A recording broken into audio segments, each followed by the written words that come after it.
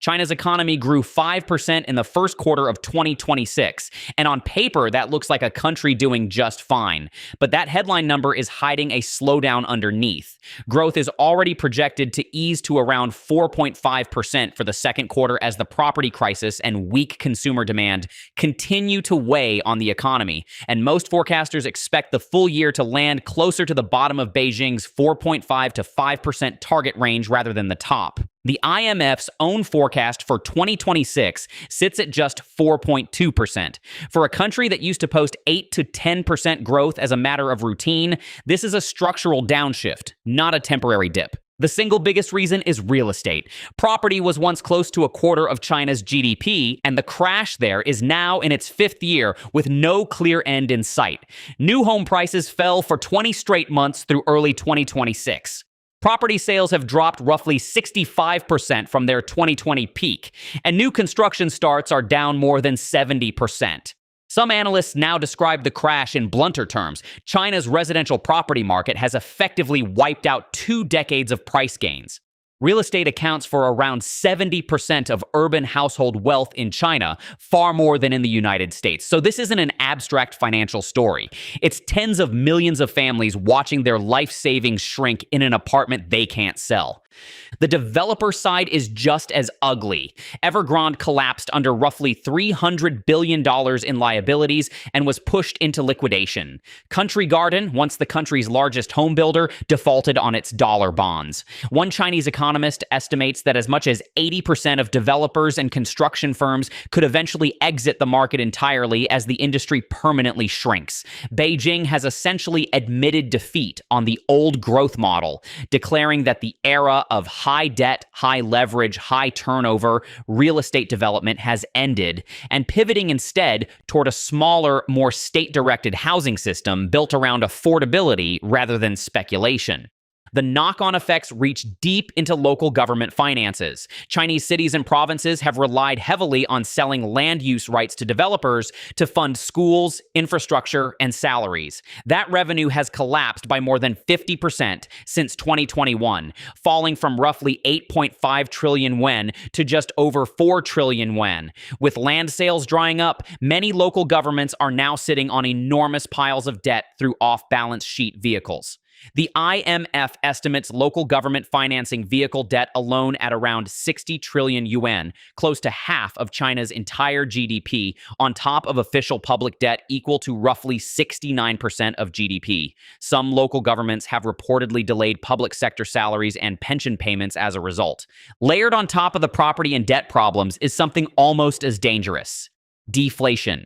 China has now experienced falling or near zero prices for roughly 10 straight quarters, the longest deflationary stretch since it opened up its economy in the late 1970s. Consumer prices averaged 0% in 2025, and producer prices have been negative for over 3 years. Deflation sounds harmless to people used to worrying about inflation, but it is brutal for an economy loaded with debt. When prices fall, debts don't shrink, so they effectively get heavier because businesses, homeowners, and local governments have to repay loans with money that's worth more than what they borrowed. Economists studying this keep landing on the same uncomfortable comparison: Japan in the 1990s. A property bubble burst, banks got stuck with bad loans, consumers began expecting prices to keep falling and delayed spending, and that expectation became self-fulfilling. China isn't necessarily locked into the same multi-decade stagnation Japan experienced, but the mechanics look uncomfortably familiar to the people who study it closely. Consumption itself has been slow to recover. Households that watch their primary asset, their home, lose value have pulled back sharply on spending, favoring savings over big purchases. Retail sales growth has been unimpressive through 2026, and government trade-in subsidy programs that briefly boosted appliance and furniture sales have started fading, with some of those categories now showing outright year-on-year declines. Beijing has repeatedly promised to rebalance the economy toward household consumption and away from investment and exports, but that shift has been slow and incomplete.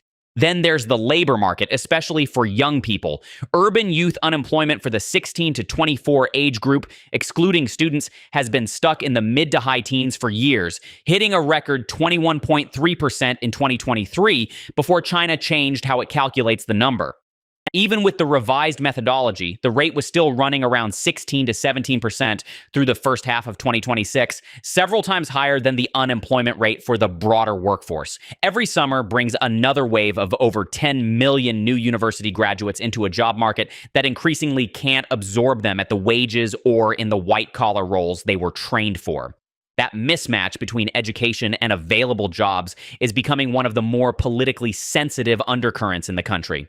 China's export sector remains the clearest bright spot, and it deserves credit. Exports grew close to 19% year on year in some months of 2026, driven by high-value goods like electric vehicles, batteries, and AI-related hardware. But that strength exists inside a more hostile trade environment than China has faced in years. Tariff threats from the United States, some floated as high as 100% on certain Chinese goods, and tighter restrictions on technology transfers and investment reviews are narrowing the space China has to simply export its way past domestic weakness. Net exports contributed close to 30% of China's GDP growth in 2025, an unusually large share, and economists widely expect that contribution to shrink in 2026 as trade friction intensifies. None of this means China's economy is about to collapse. It remains the world's second largest economy, worth close to $21 trillion, with real strengths in manufacturing, electric vehicles, and advanced technology. State banks remain well capitalized on paper, and Beijing has shown it's willing to extend loan maturities, inject liquidity, and roll out targeted stimulus rather than let institutions fail outright.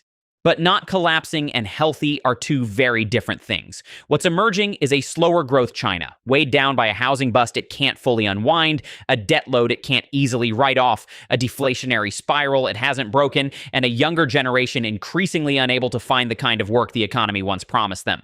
The government's own statisticians have described the underlying imbalance bluntly: strong supply, weak demand. That phrase, repeated in official communications through 2026, may be the most honest summary of where China's economy actually stands.